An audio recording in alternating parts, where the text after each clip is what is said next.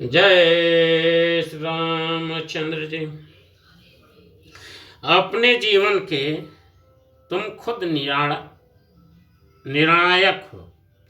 हर आदमी अपने जीवन का खुद ही निर्णायक होता है और होना भी चाहिए। कैसे? तुम्हारा जीवन तुम्हारे अपने हाथ में है। तुम उसे चाहे नरक बना लो, चाहे स्वर्ग बना लो। यह तुम पर निर्भर करता है। केवल तुम पर किसी और पर कोई जिम्मेदारी नहीं है। नरक में जीना हो तो नरक बना लो, स्वर्ग में जीना हो तो स्वर्ग बना लो। तुम्हारे हाथों का ही सारा निर्माण है। शांति के फूल उगाना हो तो कोई रोकता नहीं है। आनंद के दिए जलाने हो तो कोई बुझाता नहीं। और अगर कांटे ही बोने हो तो कोई रोकता नहीं। और अगर जख्म ही छाती में लगाने हो तो भी कोई हाथ रोकने आएगा नहीं।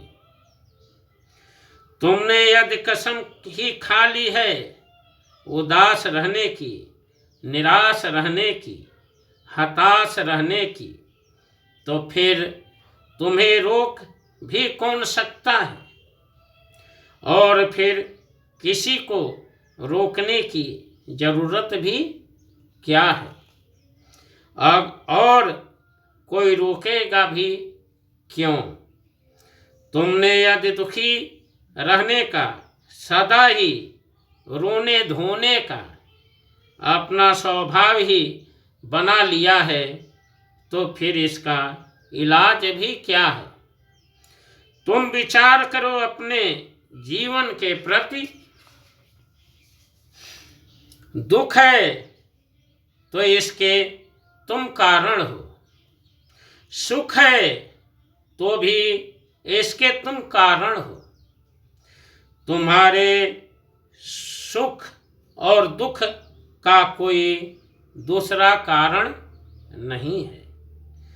तुम दूसरों को दोष मत दो, पर तुम सदा से ही दूसरों को कारण मानते चले आ रहे हो। नहीं, कारण दूसरा नहीं है, तुम ही हो।